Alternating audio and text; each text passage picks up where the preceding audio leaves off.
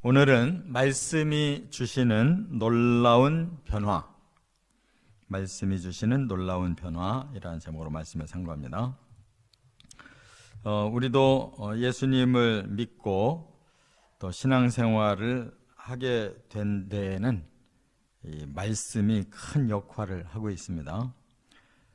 아무것도 몰랐는데 하나님이 어찌 우리를 이렇게 구원해 주셨는지 말씀을 깨달을수록 놀라움을 느끼고 또 우리의 영혼과 우리의 삶이 변화되어 가고 있는 이러한 체험을 보게 됩니다. 오늘 본문이 바로 놀라운 변화가 주제인데 오늘 말씀을 통해서 놀라움을 발견했다. 여기 129절 시작할 때 그렇게 고백하고 있죠. 주의 증거들은 놀라움으로 그랬어요. 하나님의 말씀이 우리들에게 체험되어질 때 놀라운 일이 일어나더라 그 말입니다. 이 놀라움이라는 단어가 이 원어가 페레라고 그러는데 경이롭고 기이하다.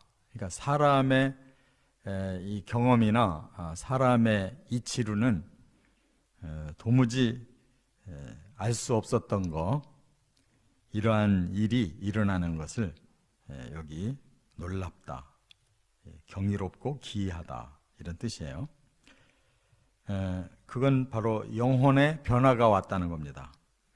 우리의 신앙에 변화가 일어나서 하나님의 그 말씀이 얼마나 능력이 있는가, 하나님의 은혜가 얼마나 큰가, 또 영혼을 구원한다는 일이 얼마나 대단한 일인가, 이런 거를 이제 깨달았다는 거예요. 그래서 말씀은 사람을 변화시킨다, 이것이 주제입니다. 이제 좀 더 구체적으로 세 가지 말씀했는데, 첫째는 129절부터 131절까지 보면 놀라운 능력으로 변화시킨다 하는 겁니다. 말씀은 능력이 있어서 사람들이 말씀을 대하면 변화가 온다는 거예요. 그래서 129절에 주의 증거들은 놀라움으로, 이 말씀을 증거라고 이렇게 표현한 것은 이미 그 말씀이 우리에게 놀라운 증거를 줬다는 거예요. 뭔가를 입증시켜 줬다. 그것이 바로 우리의 영혼을 변화시키는 이 기적을 주셨기 때문에 내 영혼이 이를 지키나이다. 이제는 말씀을 신뢰하고 그 말씀대로 산다는 거예요. 이게 체험입니다. 주의 증거, 말씀이 우리 안에서 체험을 일으켜서 이제는 내 영혼이 스스로 말씀을 순종합니다, 이렇게 고백하는 거죠. 이게 말씀의 능력이에요. 아마 세상처럼 뭐 억지로 뭐 세금 내라, 뭐 법을 지켜라 이렇게 하면 사람들이 요리조리 피해서 그냥 적당하게 살려고 하잖아요. 근데 우리가 신앙생활은 그렇게 요리조리 피해서 적당히 하는 게 아니고 나오기 싫으면 안 나와도 되고 믿기 싫으면 안 믿어도 되고 자유예요. 여기는 뭐 억지로 하는 거 없어요. 근데 왜 신앙생활을 하느냐? 하나님의 말씀을 접하고 체험을 했기 때문에 내 영혼이 구원받고 변화가 일어난다는 것을 알았기 때문에 스스로 순종하는 것, 이것이 바로 말씀의 능력이다 그 말이에요. 또 130절에 보면 주의 말씀을 열면 빛이 빛이여 우둔한 사람들을 깨닫게 하나이다. 말씀이 뭔가를 우리에게 확 열어서 주시는데 그게 바로 빛입니다 그랬어요. 이 빛의 반대는 어두움이잖아요. 어두움은 사람들이 활동할 수가 없어요. 불편해요. 빛이 비쳐야 이제 제대로 자유롭게 활동해요. 이게 바로 영적으로 사탄에게 사로잡히면 영적으로 어두워져서 우리는 바르게 살 수가 없어요. 죄짓게 되고 결국 우리는 죄악으로 망하게 되고 그리고 우둔하게 된다는 거예요. 하나님은 우리에게 이 영적 빛, 말씀의 빛을 비춰서 그 영이 바보가 되어 있는데 그 영을 열어주시고 깨닫게 하시고 변화를 주신다, 그 말이에요. 여기 깨닫다라는 말이 또 나오는데 이것은 그냥 지식적으로 알았다는 뜻이 아니에요. 그것을 통과했다는 거예요. 제가 어제도 말씀드렸는데 이 원어가 빈이라고 그러는데 이거는 통찰력을 말하는 거예요. 하나님의 뜻을 완전히 파악해서 내 것으로 삼았다는 거예요. 그게 깨달음이에요. 그 다음에 131절에도 내가 주의 계명들을 사모함으로 내가 입을 열고 헐떡였나이다 그랬어요. 말씀을 체험하는 사람은 이제 마음이 열려지고 그 말씀이 너무 좋아서 사모하게 돼요. 이 사모한다는 것을 또 다른 언어로 표현했는데 헐떡인다고 그랬어요. 물이 없어서 목이 마른 사람은 물을 사모하게 돼 있어요.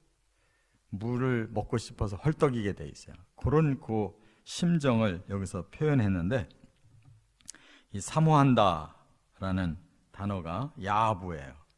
항상 그리워한다는 거예요. 말씀이 그립습니다. 왜? 말씀이 나에게 이 놀라운 능력으로 변화시켜서 구원을 주셨고 빛을 비춰서 그 진리를 더 깨달음으로 우리의 삶에 자유가 왔고 그 말씀이 너무 좋아서 항상 기다려지고 이렇게 갈망한다 하는 겁니다.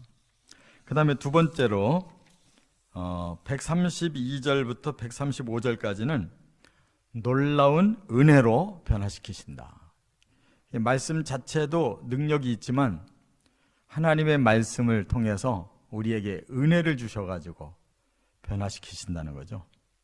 은혜라는 것은 내게 내 자신이 할 수 없는 것을 베풀어 주셔서 그것이 가능하도록 이렇게 하나님의 무조건적인 그런 사랑 또 혜택 이것을 베풀어 주시기 때문에 우리가 변화됐습니다. 그 말이에요.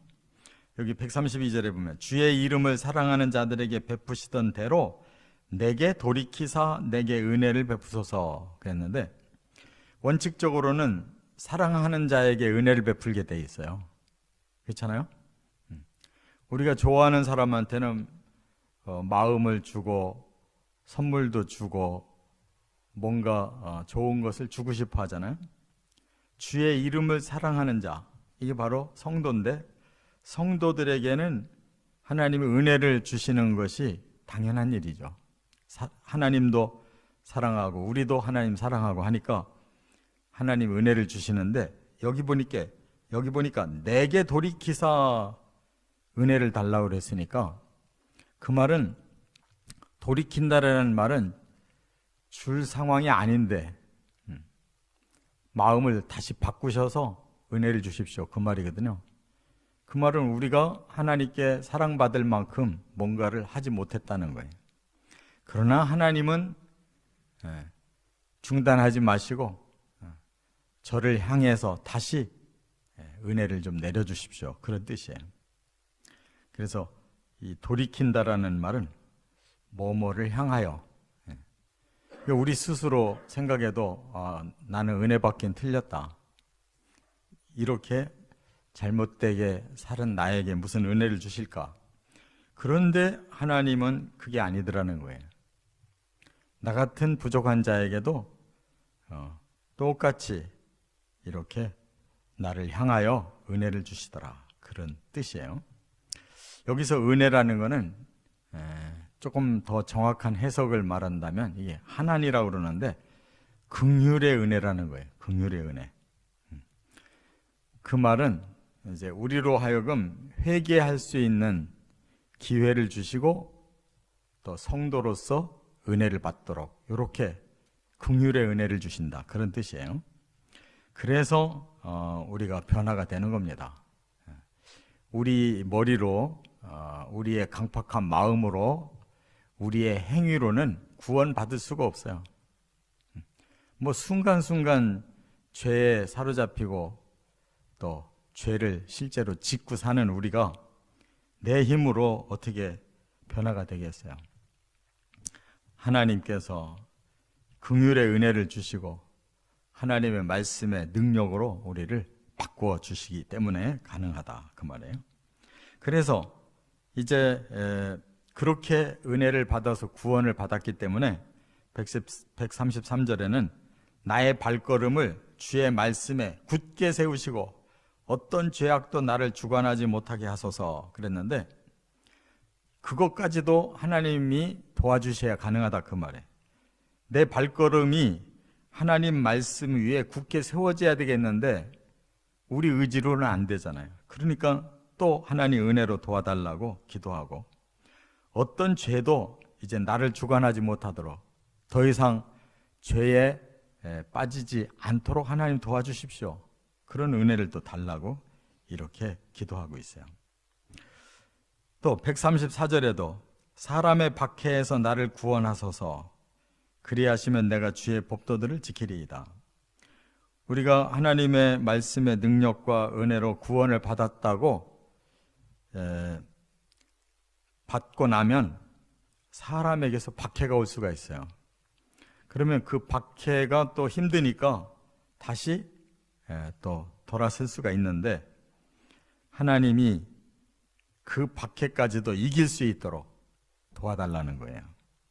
그러니까 이렇게 변화되는 거죠. 회개도 은혜로, 또 말씀대로 사는 힘도 은혜로, 또 죄를 짓지 않고 사는 것도 은혜로, 어떤 박해도 이겨내는 것도 은혜로, 이 다 하나님의 은혜로 우리가 변화되어 가는 것이다, 그 말이에요.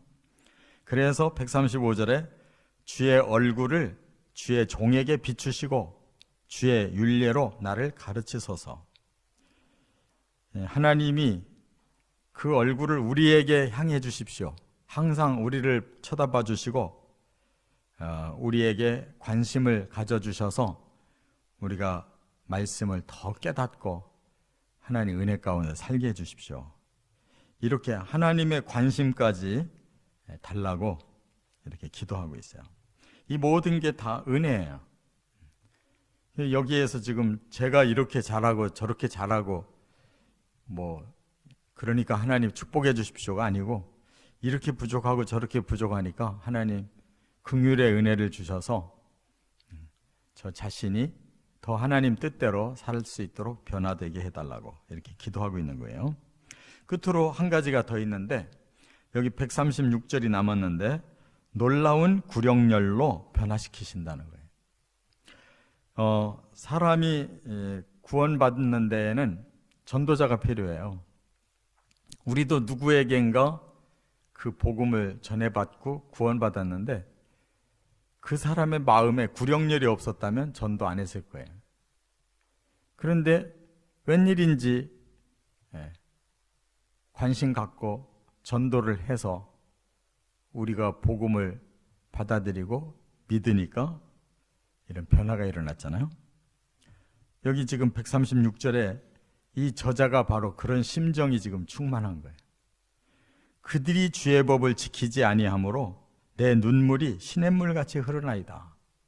이제 저자가 하나님의 말씀의 능력과 은혜로 구원받고 다른 영혼을 쳐다보니까 이건 너무 마음이 아픈 거예요. 그래서 눈물이 시냇물 같이 흐릅니다 라고 고백하고 있어요. 그 말은 뭐예요? 이제 다른 영혼들을 구원하고 싶다는 거죠. 그래서 그 구령열, 하나님이 주시는 그 구령열로 저 사람들에게 말씀을 전해서 변화시키고 싶습니다. 그런 뜻이에요. 이와 같이 하나님의 말씀은 사람을 구원시키고 또 사람을 구원시키고자 하는 열정을 줘요. 예수님도 누가복음 19장에 보면 41절에 이제 그 십자가를 지시기 직전에 예루살렘으로 들어오셔서 저 예루살렘 성이 내려다 보이는 그 감람산 길에 서서 눈물을 흘리셨어요. 그 성을 쳐다보면서. 오늘 이 성이 평화에 관한 일을 알았더라면 좋았을 뻔했는데 저들이 아직도 이 복음을 깨닫지 못해서 이제 얼마 안 있으면 처참하게 이 성과 백성들이 짓밟히고 멸망당할 걸 예수님이 보시고 눈물을 흘리신 거예요. 그게 구령렬이죠. 사도 바울도 로마서 9장, 10장, 11장에 자기 민족, 자기 동족을 향해서 쓴 거예요. 그 세 장이. 현재 믿지 않고 있기 때문에 내가 내 동족을 구원하기 위해서라면 대신 저주를 받아서 하나님께로부터 버림을 당할지라도 내 동족이 구원받기를 원한다고 그렇게 9장 3절에 고백을 하죠. 이게 구령렬이거든요. 그러니까 구령렬이 있는 사람을 통해서 변화가 오는 거예요. 영혼을 쳐다보고 아무 감각이 없는 사람, 뭐 저 사람은 나와 관계가 없다. 평생 사람에 대해서 관심이 없이 그냥 나만 잘 믿고 나만 복받고 뭐 나만 하고 자꾸 자기 중심으로 사는 사람, 한 사람도 영혼을 구원할 수가 없어요. 구령렬을 가질 때 나를 통해 다른 영혼이 구원받는, 말씀을 전하는 사람이 구령렬이 없이 전하면 자기 인기만 끄는 거예요. 영혼이 제대로 구원받을 수 있도록 진리를 가르치고 그 마음이 불편하더라도 올바르게 말씀을 전해야 되고 영혼을 움직일 수 있는 그런 말씀을 전해야지 듣기 좋은 소리만 한다면 어떻게 영혼이 움직이냐고. 책망이 있어야 뭔가 죄를 발견해야, 잘못된 걸 발견하고 회개하게 해야 되는 거지. 그것이 없으면 영혼은 구원을 받을 수가 없어요. 교만한 사람, 완악한 사람, 마음이 굳어질 대로 굳어졌어도 하나님은 바로 그 구령렬을 가진 사람을 통해서 언젠가 그 마음을 여시고 돌이키게 하시고 구원시키신다, 그 말이에요. 이와 같은 말씀의 능력과 은혜와 열정을 우리도 깨닫고 변화되어 가고 변화시켜 가시기를 주의 이름으로 축원합니다.